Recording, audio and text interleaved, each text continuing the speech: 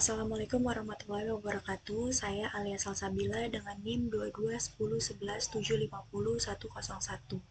Di sini saya akan membuat video tutorial penggunaan aplikasi Microsoft Project untuk memenuhi syarat ujian akhir semester mata kuliah manajemen proyek perangkat lunak.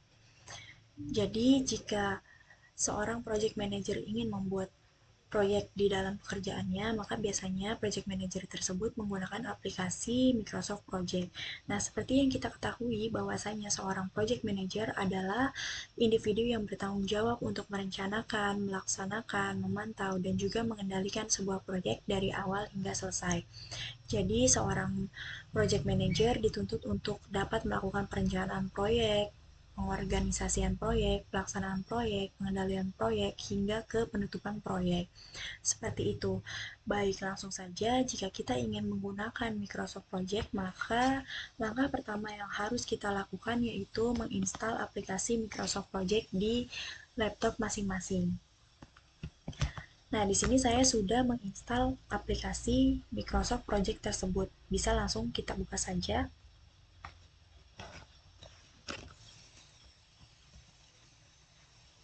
Nah, akan seperti ini teman-teman, lalu kita pilih yang bagian blank project. Nah, jika sudah dibuka, maka lembar kerjanya seperti ini teman-teman. Sebenarnya tampilannya hampir sama seperti dengan Microsoft Excel, kayak gitu. Nah, di sini untuk pilihan sheet-nya, kita pakai yang Gantt chart. Jadi, ini merupakan tampilan dari Gantt chart, teman-teman. Kita akan menggunakan yang Gantt chart dan kita juga akan menggunakan resource sheet. Nah, resource sheet seperti ini. Sama seperti Microsoft Excel untuk tampilannya. Lalu teman-teman sebelum kita memulai projectnya, maka kita atur dulu. Di sini kita bisa pilih file, lalu klik option. Nah, di bagian schedule, teman-teman bisa tentukan, karena di sini posisinya teman-teman sebagai project manager. Kita ibaratkan teman-teman sebagai project manager. Jadi di sini teman-teman tentukan sendiri untuk jam kerjanya itu dimulai dari jam berapa sampai jam berapa. Karena di sini saya pilihnya mulai dari jam 8 pagi sampai jam 5 sore. Dan dalam satu hari itu berarti ada 8 jam kerja. Lalu untuk hari kerjanya juga teman-teman bisa tentukan sendiri karena teman-teman adalah seorang project manager, jadi tentukan sendiri hari kerjanya itu berapa hari dalam satu minggu. Nah, di sini saya pilih dalam satu minggu itu 5 hari kerja, jadi Sabtu dan Minggu itu libur. Maka dalam satu bulan itu jumlahnya 20 hari kerja. Nah, kalau tampilannya sudah sesuai dengan yang teman-teman mau, maka bisa klik OK. Selanjutnya, teman-teman, di sini saya akan membuat contoh project IT. Nah, sebelum membuat rincian pekerjaannya, biasanya saya mengisi dulu untuk di bagian resource sheet ini. Jadi, resource sheet itu merupakan sheet yang berisi data-data sumber daya manusia, mulai dari jabatannya sampai ke gaji mereka, besaran gaji mereka. Jadi, di sini kita tentukan dulu di dalam project yang akan kita buat, kira-kira siapa aja nih sumber daya manusia yang bekerja mengerjakan project tersebut. Nah, di sini kita langsung aja yang pertama itu ada project manager pastinya, teman-teman. Kalau sudah diketik project manager, di sini untuk bagian inisial teman-teman terserah mau disingkatnya apa. Kalau saya sesuai namanya aja, jadi project manager disingkat PM. Nah, untuk max ini maksudnya adalah jumlah pekerjanya gitu. Kenapa di sini 100%? Karena di sini saya gunakan project manager hanya satu orang, teman-teman. Nah, kalau misalkan jumlah pekerjanya itu di jabatannya itu ada 2 orang, berarti nanti teman-teman tinggal tambahin aja menjadi 200%. Kalau misalkan ada 5 orang, berarti menjadi 500%. Seperti itu. Selanjutnya di sini untuk kolom standar rate. Standar rate ini adalah besaran gaji dari pekerja tersebut. Dan hitungannya ini per hari, teman-teman. Jadi gajinya yang kita masukkan ini itu gaji per hari, bukan gaji per bulan. Di sini kita asumsikan bahwa gaji seorang project manager sehari itu 1.500.000, teman-teman. Jangan lupa diketik per day atau per hari. Nah, kayak gini. Jadi cara bacanya itu project manager gajinya 1.500.000 per hari. Selanjutnya di sini ada kolom overtime rate. Overtime rate ini untuk menginput gaji lemburan. Nah, kalau lemburan nanti biasanya kita di sini inputnya itu per jam, per hours. Nah, jadi nanti terserah teman-teman mau masukin atau enggak nih untuk gaji lemburannya. Kalau di sini saya pilih nggak masukin lemburan ya teman-teman. Lalu untuk yang di kolom-kolom selanjutnya ini otomatis muncul teman-teman. Jadi biasanya saya cuma ngisi untuk bagian resource name, inisial, max, standard rate kayak gitu teman-teman. Yang lainnya udah otomatis muncul. Nah, selanjutnya setelah project manager siapa lagi nih pekerjanya? Misalkan di sini ada Scrum Master. Scrum Master kita singkat SM. Untuk pekerjanya ada satu orang, gajinya kita asumsikan 1.300.000 per day. Selanjutnya setelah Scrum Master kita masukkan Business Analyst. Business Analyst kita singkat BA. Untuk Business Analyst hanya satu orang saya gunakannya. Untuk gajinya kita masukkan 1 juta per day. Selanjutnya setelah Business Analyst kita misal ada Sistem Analyst. Sistem Analis kita singkat SA. Untuk sistem analis ada satu orang juga. Kita masukkan gajinya 1 juta per day. Untuk gajinya nanti terserah teman-teman ya, karena kan di sini ceritanya teman-teman sebagai project manager. Jadi teman-teman harus bisa menentukan nih kira-kira gajinya berapa yang sesuai dengan jabatan dan juga kinerja mereka. Lalu di sini ada UI UX designer. Kita singkat UD. Nah, untuk UI UX saya di sini mau pakainya 2 orang. Berarti untuk yang di kolom max ini kita tambahin jadi 200% karena kan 2 orang. Nah, UI UX ini gajinya 1 juta juga per day. Oh, jangan sampai salah ketik ya teman-teman. Sini kita ulang per day. Nah, menurut saya Microsoft Project ini mungkin lebih sensitif ya teman-teman dalam pengetikannya, nggak kayak di Excel. Kayak tadi contohnya saya ngetiknya salah, dia langsung muncul pop-up error gitu. Lanjut ada developer team, kita singkat DT. Developer team saya mau pakai 3 orang, jadi sini kita masukin 300%. Untuk developer team gajinya per hari 900.000.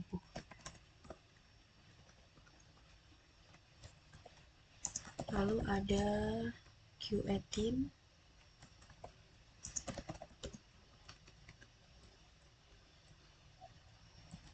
singkat QA. QA saya pakai 2 orang. Untuk gajinya 850.000 per hari.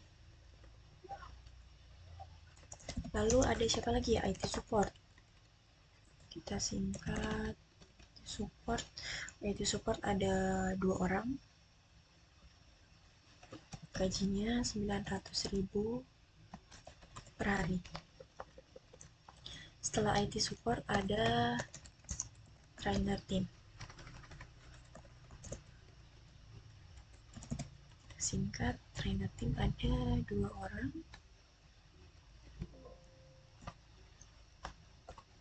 Untuk gajinya per hari 800.000. Lalu saya juga mau memasukkan all stakeholder di dalam project ini. Singkat, all stakeholder di sini saya pakai misalnya 9 orang. Jadi di sini kita masukin 900%. Untuk bayarannya 500.000 per day. Nah, kayak gini teman-teman. Jadi di dalam project saya ini ada 10 jabatan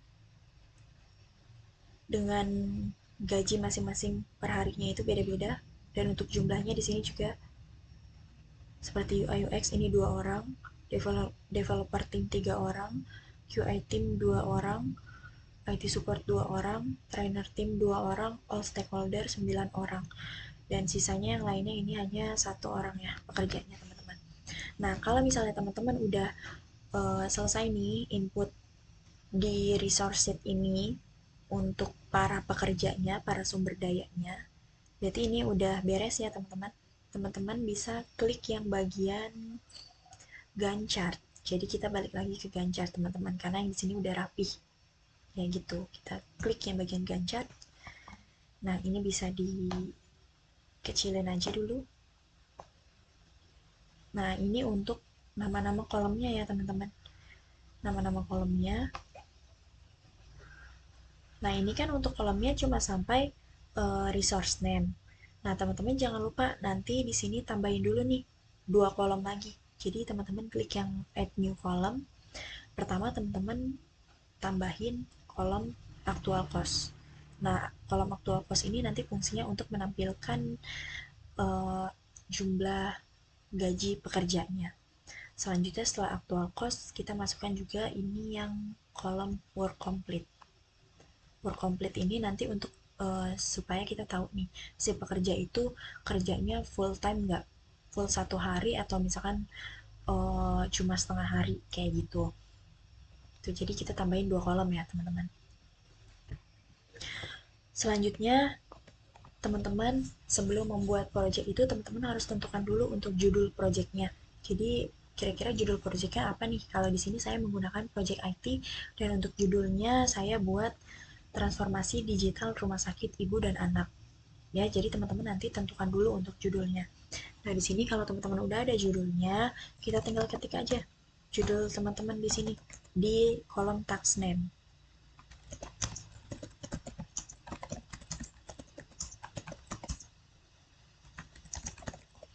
Terus enter. Nah, kalau udah di enter nanti ini akan muncul kayak gini. Ini digeser aja biar lebar. Nah, kalau teman-teman udah punya judul, sama halnya seperti kita membuat skripsi, teman-teman. Di dalam skripsi itu kan urutannya ada judul, bab, subbab, dan sub-subbab. Nah, di dalam pembuatan project di Microsoft Project ini sama juga kayak gitu teman-teman untuk strukturnya. Jadi kalau sekarang kita udah ada judul, kita tinggal tentukan untuk babnya. Teman-teman tentukan babnya. Di sini saya untuk bab pertama, saya masukkan requirement analysis.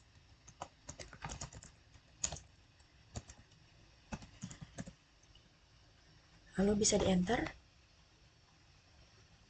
Nah, kayak gini. Nah, ini kan posisinya si requirement analysis masih sejajar nih dengan judul. Sedangkan requirement analysis itu masuknya ke bab. Jadi teman-teman nanti jangan lupa digeser pakai klik icon yang ini teman-teman, yang indent text. Jadi kita klik indent text. Nah, setelah kita klik indent text, dia otomatis bergeser dan si judulnya ini otomatis jadi bold gitu teman-teman, untuk menandakan bahwa ini ada perbedaan nih antara yang atas dan yang bawah. Kayak gitu. Kalau misalkan teman-teman nggak digeser, nanti nggak ketahuan yang mana yang judul, yang mana yang bab, dan yang mana yang sub-sub bab. Kayak gitu. Nah, setelah requirement analysis, ini kan babnya. Sekarang kita tentukan kegiatannya. Jadi di dalam requirement analysis ini ada kegiatan apa aja nih yang akan kita lakukan di dalam proyek transformasi digital ini. Di sini saya buat yang pertama ada analisis kebutuhan dan tujuan klien. Di enter. Nah, kalau di enter, ini kan posisinya si analisis ini masih sejajar tulisannya dengan yang requirements. Teman-teman geser lagi, kayak tadi pakai yang indent text ini. Jadi, nah dia otomatis kayak gini. Jadi babnya otomatis bold ya teman-teman, otomatis tebal. Nah, untuk yang di sini untuk durasi, start, finish, dia otomatis muncul gitu teman-teman. Tapi di sini kenapa masih 0 hari? Karena kan kita belum buat semuanya nih, belum input semuanya untuk kegiatannya, dan kita juga belum masukin nih harinya kira-kira berapa lama dalam pembuatannya itu. Jadi saran saya kita masukin aja dulu semua untuk kegiatannya di dalam project ini, kira-kira ngapain aja, kita input dulu kegiatannya. Ini kita lanjut ya teman-teman, kita masukin.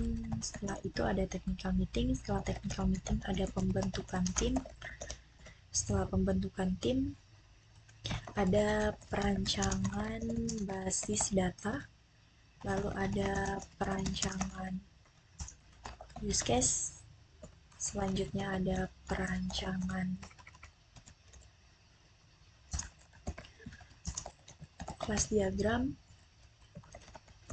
lalu ada perancangan IRD, perancangan LRS, lalu perancangan activity diagram, perancangan sequence diagram, perancangan user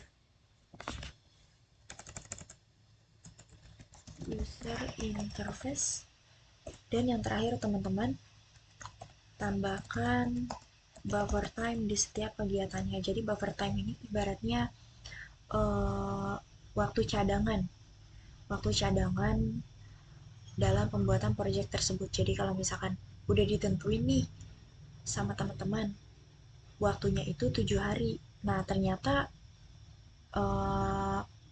waktunya lebih dari 7 hari nih, ada yang telat gitu.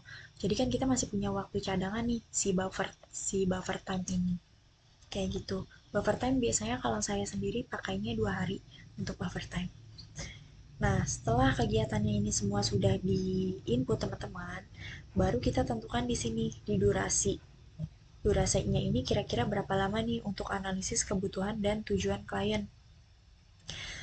Terserah teman-teman, kira-kira kegiatan tersebut tuh akan selesai berapa lama. Kalau saya di sini pakai 2 hari.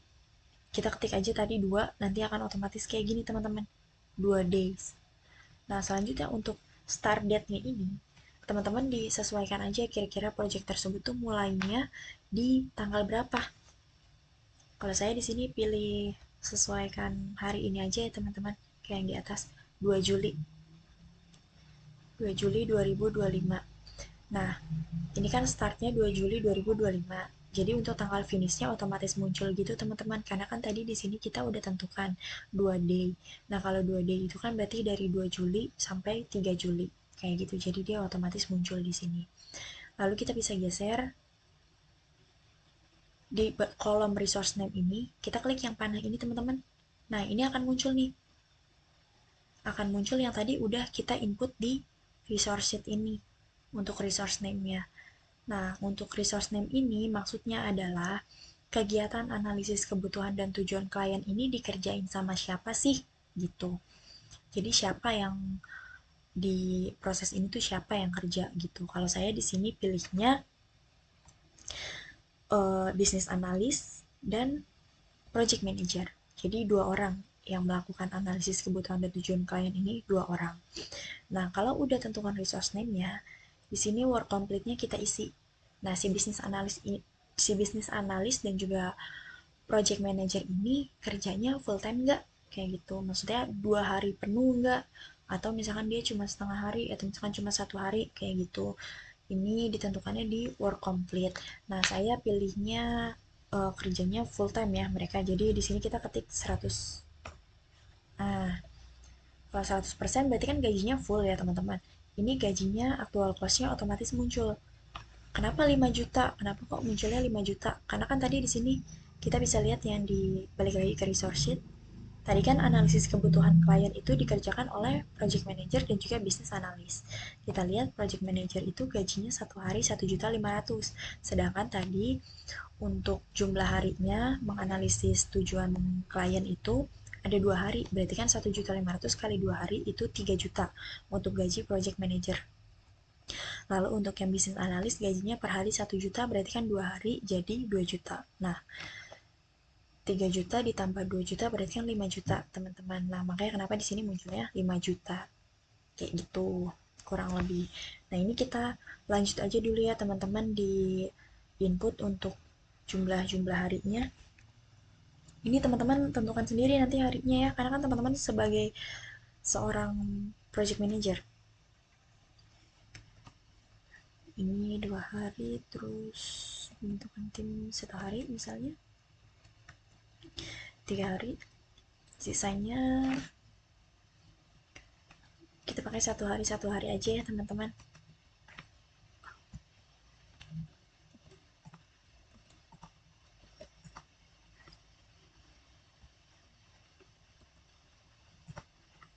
Nah, untuk buffer time di sini saya pakai 2 hari. Jadi waktu cadangannya ini saya pakai 2 hari ya teman-teman. Nah, kalau udah di sininya yang technical meeting, tadi kan si analisis kebutuhan itu selesainya di 3 Juli. Berarti kan technical meeting ini dimulainya besok harinya ya teman-teman. Nah, setelah tanggal 3 Juli hari apa nih? Hari Jumat tanggal 4 Juli. Klik di sini 4 Juli. Nah, dia otomatis finishnya muncul di sini teman-teman. Kenapa kok 7 Juli sih finishnya? Karena kita lihat tadi di sini saya kan di awal menentukan hari kerjanya cuma 5 hari. Jadi cuma dari Senin sampai Jumat. Sabtu Minggu libur.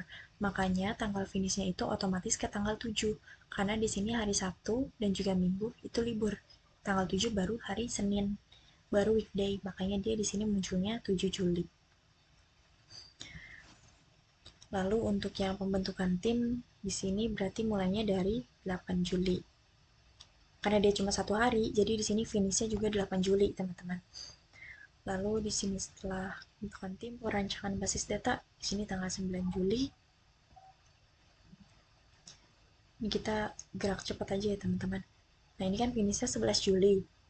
Jangan lupa nih, dilihat Sabtu Minggu kan libur. Berarti masukinnya di tanggal 14 Juli. 15 Juli, 16 Juli,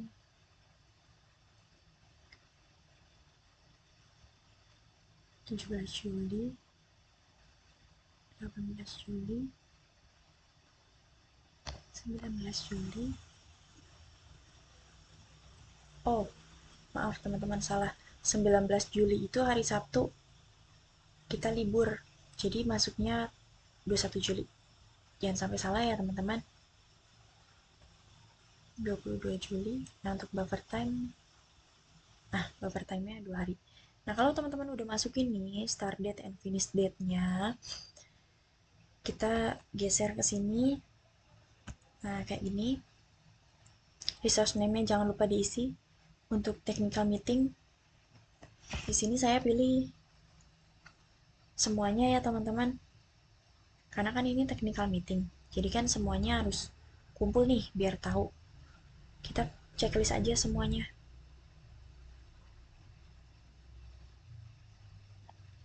Nah,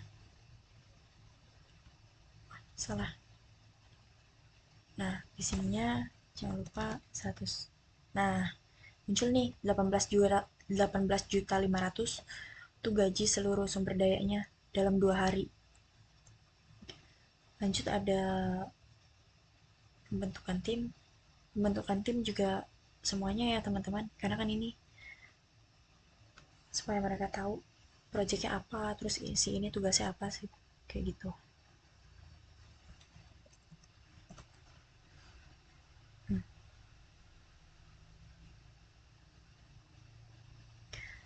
Nah, di sini untuk perancangan basis data kira-kira siapa nih? Saya pakai sistem analis aja semua ya, teman-teman. Sistem analis.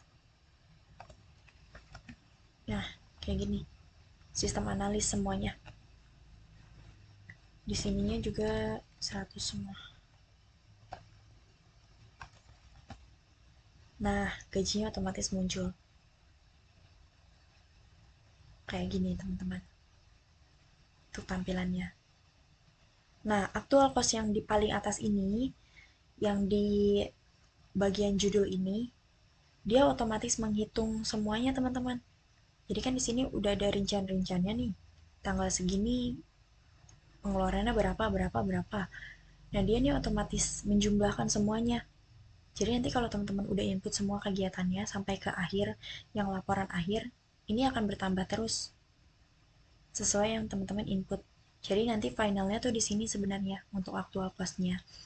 Nah, untuk di sini durasi, kenapa sih 17 hari? Ini tuh 17 hari hasil dari seluruh seluruh hari ini. Di dalam requirement analis, ini jumlahnya 17 hari berarti. Makanya di sini terinputnya 17 hari rekrutmen analis. Nah, kalau yang di bagian judul, di sini nanti eh, keseluruhan hari dari proyeknya teman-teman. Jadi kalau misalkan proyeknya selesainya 6 bulan, berarti di sini ada berapa hari gitu. Dan untuk start date, finish date-nya juga dia otomatis teman-teman sesuai yang kita input di sini. Pokoknya ini nggak usah di apa-apain lagi teman-teman, diabaikan aja teman-teman, fokus isi yang bawah-bawahnya aja. Nah, lalu kalau kita udah input sini, biasanya di sini akan menampilkan seperti, nah, kayak gini teman-teman, grafik gini. Tuh. Jadi nanti kalau teman-teman proyeknya besar dan teksnya itu sampai ratusan, itu nanti sampai bawah ada teman-teman kayak gini. Gitu. Nah, untuk mempersingkat waktu, teman-teman, mempersingkat waktu videonya, di sini sebenarnya saya sudah buat untuk proyek transformasi digital rumah sakit ini. Kita bisa lihat di sini, teman-teman.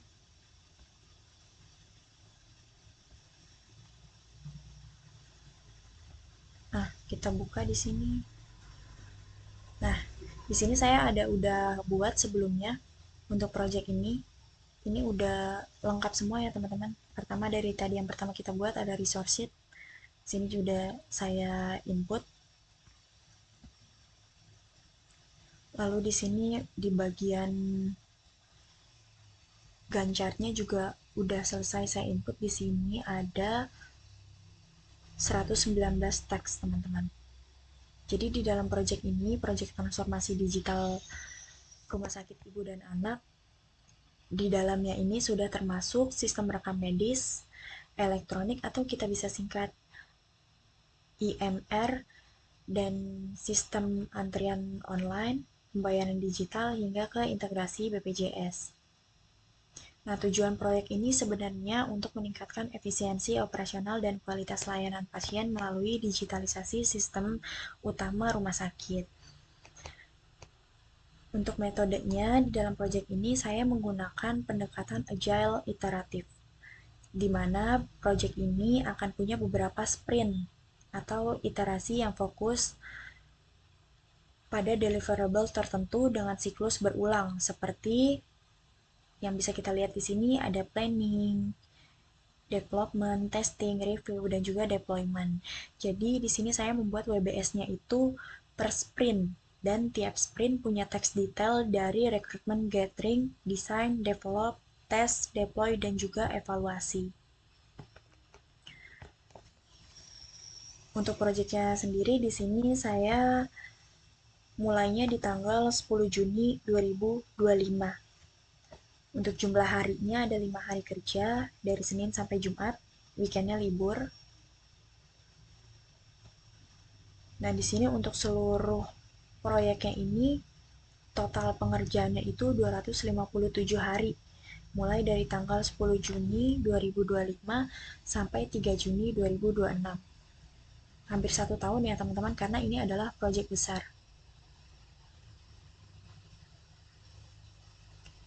Untuk aktual cost-nya sendiri di sini jumlahnya yaitu 300.550.000.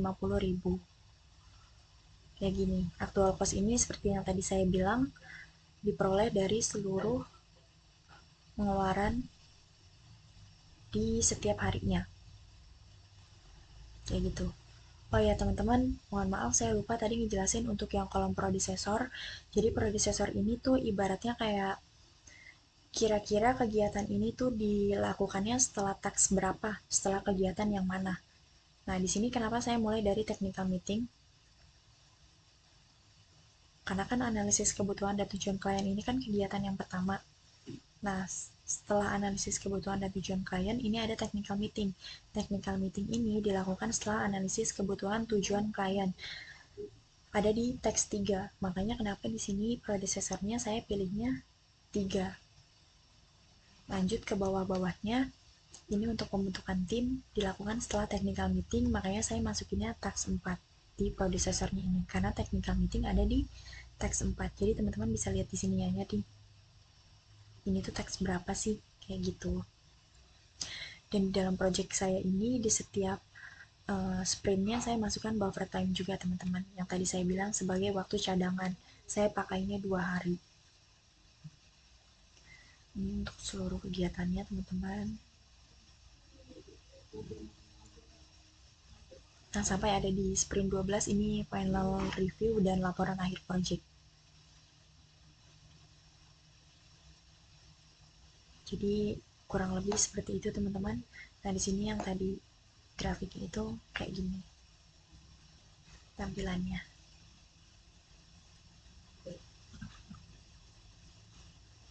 Nah, seperti itu teman-teman. Jadi untuk penggunaan Microsoft Project. Baik, cukup sekian video tutorial dari saya. Kurang lebihnya mohon maaf. Wassalamualaikum warahmatullahi wabarakatuh.